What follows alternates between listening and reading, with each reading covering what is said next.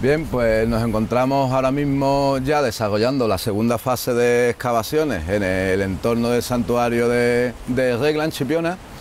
La primera fase habíamos excavado primero un 5x5 en este sector, donde habíamos sacado una información muy interesante, y ya en esta segunda fase, recuperando el espacio excavado en 2015, hemos ya abierto una superficie en total de 125 metros cuadrados, en donde pretendemos pues desarrollar toda la excavación hasta la cota de cementerio romano. El planteamiento que estamos haciendo es un planteamiento metodológico basado en la disciplina arqueológica, en donde vamos desarrollando un sistema de excavación por capas, vamos quitando las capas más recientes para ir alcanzando después las más antiguas, sin que de esa manera se nos estén mezclando materiales, y poder después hacer la reconstrucción de cómo fue todo el proceso histórico en este sector de la actual villa de Chipiona. Un proceso relativamente lento, pero que nos permite recuperar todos los elementos arqueológicos y todas las estructuras que están en el sitio, estructuras que ahora podemos ver que tienen desde sus inicios realmente un interés bastante significativo. Bueno, pues vamos a ir viendo un poquito, así, en términos generales, lo que desde aquí podemos ver. Este espacio que tenemos aquí es el que había de la intervención anterior, que está todavía tapado. Exactamente.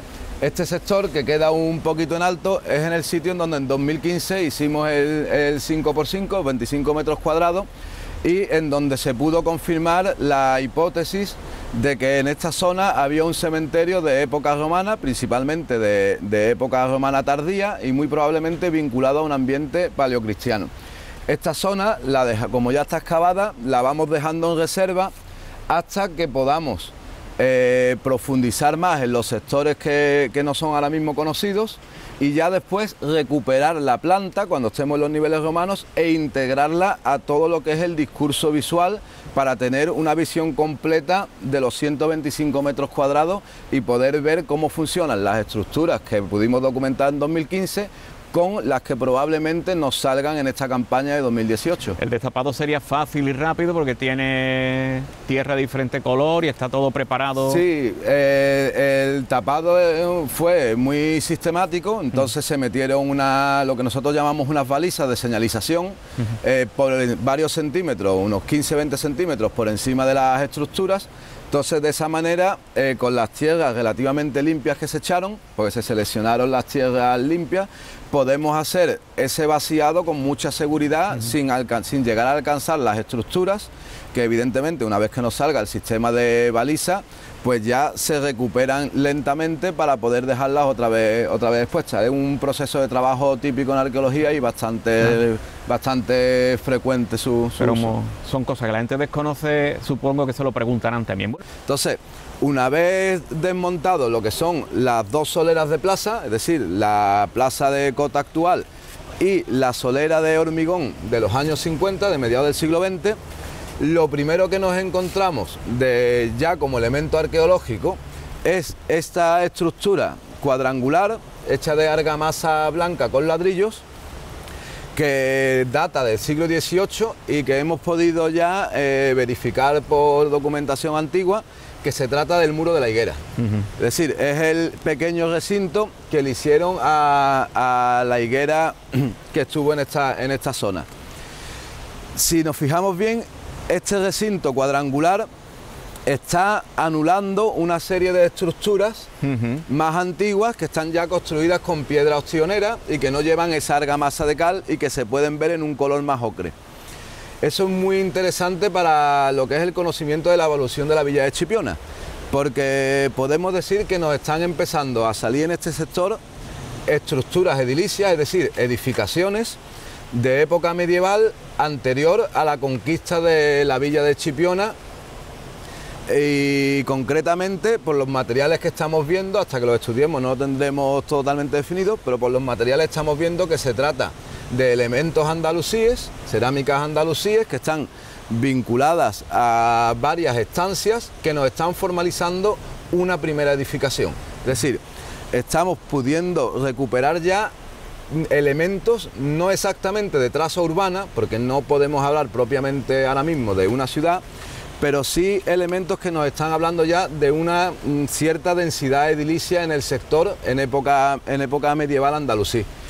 Probablemente siglo XII, primera mitad del XIII, por los materiales que están saliendo. Ya después, en ese sector es en el que se configuran dos estancias. No hemos podido sacar las dimensiones completas, nada más que de una, la otra se nos pierde en el perfil, pero podemos ver que el muro principal, quizá muro de fachada delantera o muro de fachada trasera, nos está formalizando una alineación que nos continúa en todo este sector, con un espacio aparentemente vacío en su interior. Aquí tenemos parte de otra estructura todavía por definir y parece que nos está configurando con muchas reservas, quizá un espacio exterior, una zona de patio o una zona que probablemente no estuvo techada y quizás relacionada con la edificación que tenemos en aquel sector.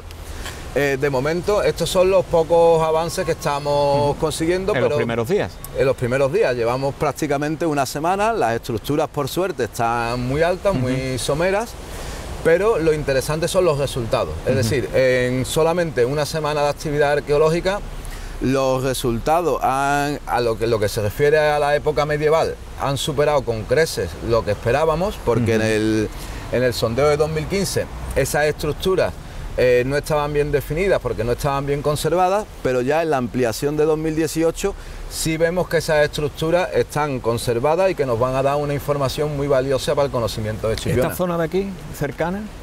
Sí, esta zona de aquí cercana ha tenido un proceso evolutivo distinto a aquel sector, con la zona está más revuelta, hay una serie de fosas, entonces la estructura edilicia, que en parte se conserva, hay un muro enmascarado que estamos todavía intentando recuperar, se ve que han estado mucho más alteradas que en aquel sector.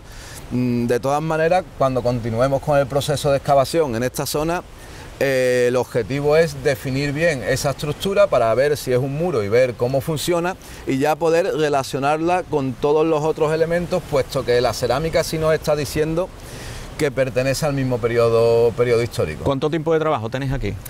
Pues aproximadamente. En total tenemos unos 2 meses para poder desarrollar la actividad. Llevamos escasamente una semana, un poco menos de una semana.